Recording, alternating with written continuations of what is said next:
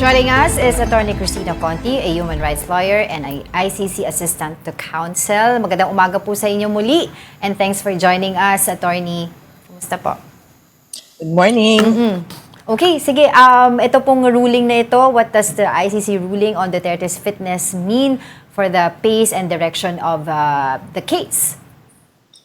Well, it clearly means that the pretrial chamber can go ahead with setting the hearing as they have already and possibly starting with trial at the end of or at the middle of the year. Ang pagkakalarawan nga I know that there would be one appeals, diba, to this decision, and second, there is still a pending appeal on jurisdiction which could stop trial. Those are the two issues that could stop trial. Jurisdiction, if the court has no authority to rule on these matters, then wala lahat ang kahit ano, even the investigation. On appeal, if the fitness to stand trial is ruled or decided in favor of Duterte, meaning is unfit, then trial will either be adjourned, suspended. But clearly, at this point, no other roadblocks are on the table as regards the pretrial chamber. So if we were to consider this as yung pretrial chamber na train driver, the train will go on. The office o yung parang appeals chamber na lang ang magsasabi na, teka, tigil tayo. Pero titigil yung trend kung saan siya aabutan. Pero tuloy-tuloy lang siya. Actually, may date na po no? February 23 yung confirmation. This is without the appeal pa of the defense. Kasi sabi ng kanyang legal counsel, Attorney Kaufman, na it was unfair daw for them dahil daw hindi sila binigyan ng pagkakataon na mag-present din ng medical records, if I'm not mistaken, if yun ang kanyang sinabi, at yun nga sila ay willing mag-appeal. Well, yes, but then I take exception to that statement because one, it is not accurate that the protocol of the court is as he stated. He was technically, kumbaga, if he's arguing that he, as defense, they were not able to present experts, their own experts, then the prosecution will also could also argue the same way, because the experts that were engaged are independent experts agreed upon by all parties, and at this point, it just feels as if dahil dehado siya, di nag-aapela siya. So, for me, the opinion of an independent panel of experts accepted by all parties, wala nang ano dyan, kumontra.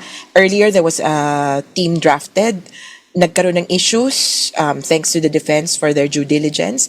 But then, when the list was finalized, it was clear upon all parties that these experts were leaning neither towards the defense nor for the prosecution.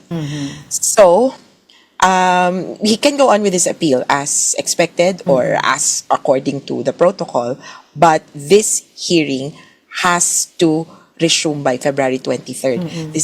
We are 5 months overdue already. Right. And how long will this confirmation of charges take? At the previous hearing, the scheduling order or the instructions as regards the hearing, we could glean from that, it stated that the hearing would go on, or we are reserved at least for 4 days. It was supposed to go on 23, 24, 25, and a little bit of 26th. According to the previous submissions, each of the parties will be speaking for a total of about 8 hours. But then the court only convenes for a few hours each day. So they have specified times like 9 to 11 yata, and then 2 to 4. So it's going to be a challenge to fit all the statements, all the witnesses that could be presented within 1 day. So it could take up to 4 days. Now, at the end of the 4-day or how many day of the multi-day hearing, the decision of the court will not be handed down. Hindi pa po pagpapasyahan or ibibigay ng korte yung sagot nila sa tanong, may sapat bang ebidensya? Iko-confirm na ba natin o hindi? They have up to 2 months to decide on that matter. And so, after February, we'll be counting down to, I think, April for the decision whether to begin or resume trial or not. Well, kumbaga nakita natin lahat ng legal avenue ng defense medyo parang hindi nagiging favorable sa kanila. Una, of course, yung interim release request nila, jurisdiction of the case, and right now yung fitness to stand trial. So, given those mga pangyayari, ano po yung nararamdaman ngayon din, of course, ng mga victims, 'di ba, on the how this case is going? Well, they're palakpakan sila na, wow, finally, we're a few steps towards trial. Dati, parang feeling nila, parang hindi matutuloy. Siyempre, bawat kibot ng defense, ang laging nilang sinasabi, hindi na pwede, hindi na tayo pwedeng tumuntong ng trial. From the very beginning, we've pointed that out, even the victims have said so, that all the more if they begin trial, parang dehado na. Ano ang depensa ni Duterte sa trial? Kaya lahat talaga binato niya para hindi makapagsimula yung trial. Yun yung pakiramdam namin. Pero kung sa amin kasi, gusto namin syempre ng trial. Katotohanan lamang. Sa ngayon nga, keeping, di ba, the secret to happiness is keeping expectations low. For the victims, they all just want trial to begin. Para sa kanila, malayo pa at mas mataas na kung hihingin pa nila na makonvict si Duterte. Dati nga sabi nila, mapakinggan lang tayo ng ICC okay na Tapat kami. na. But now, this is moving along to the possibility that they could present further views before the court.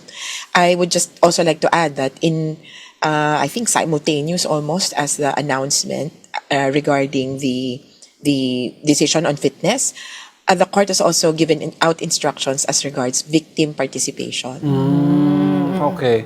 Attorney, no, well, given na if everything goes smoothly in confirmation of charges and then yung sinasabi niyo after that, 2 months, magkakaroon ng decision about that confirmation of charges, ano ang next step? Kasi, of course, medyo may pagkakaiba ang ICC sa mga Philippine courts Right. Yun nga po, marami ang nalilito na kapag tumungtong na kasi ng korte dito sa Pilipinas, ibig sabihin, tapos ng Yeah. investigasyon, kumpleto na ang akusado. Sa ICC, hindi po. Kaya, klaro yun na tuloy-tuloy pa rin ang investigasyon. Pwede pa rin maghanap ng dagdag na witnesses kung may haharap pa sa Office of the Prosecutor. At sa kaso mismo ni Duterte, ang susunod na stage, kumbaga, ay yung trial. Yun yung pinakamalaking portion. So, kung step by step, confirmation of charges hearing muna. There will be a hearing called like a status hearing, status conference, parang tatanungin ano ba ang mga schedules na susundan natin. And then, yung mismong trial or yung parang arraignment na sinasabi, it doesn't happen that way in the ICC na babasahin sa'yo tapos parang guilty or not guilty. Yes, that's Yeah. right. Merong oo. ganon, pero hindi arraignment yung itsurahan. Pero that will come at the start of the trial.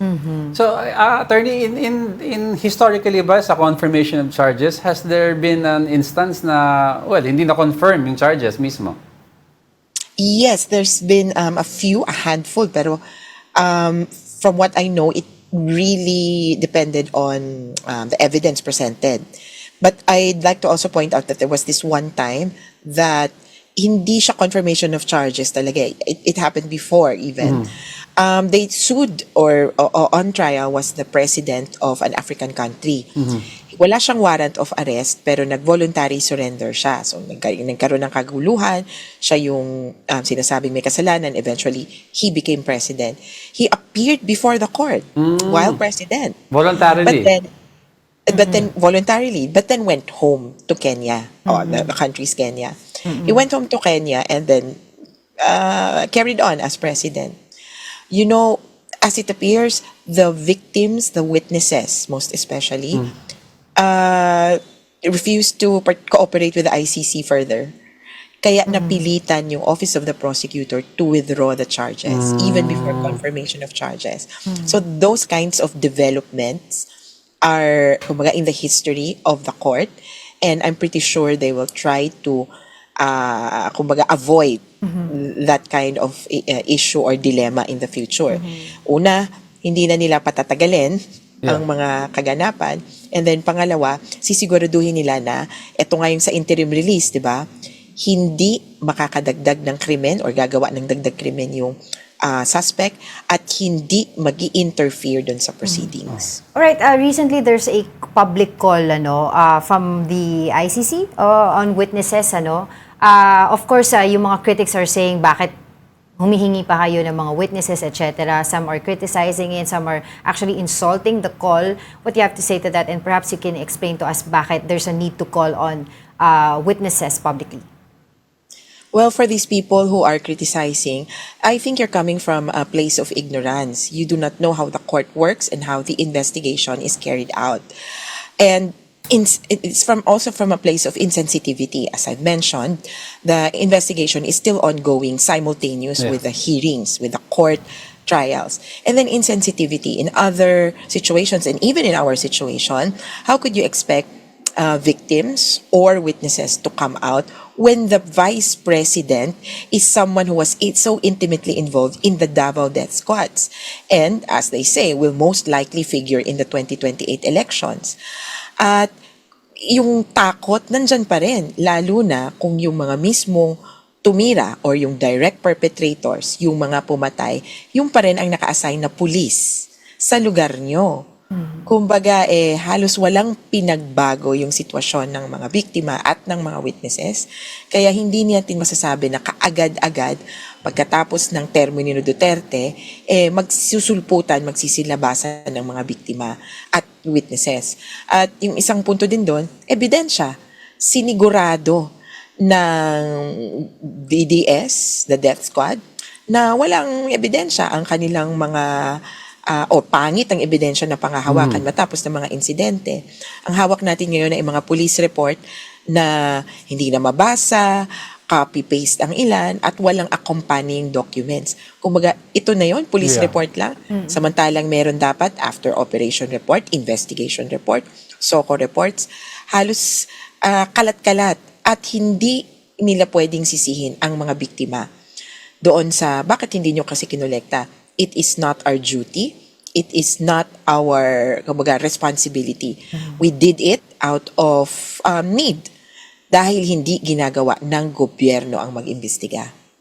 Alright, on that note, maraming salamat po muli sa inyong oras, Attorney Cristina Conti, a human rights lawyer and ICC Assistant to Counsel. Good morning. Good morning, ingat!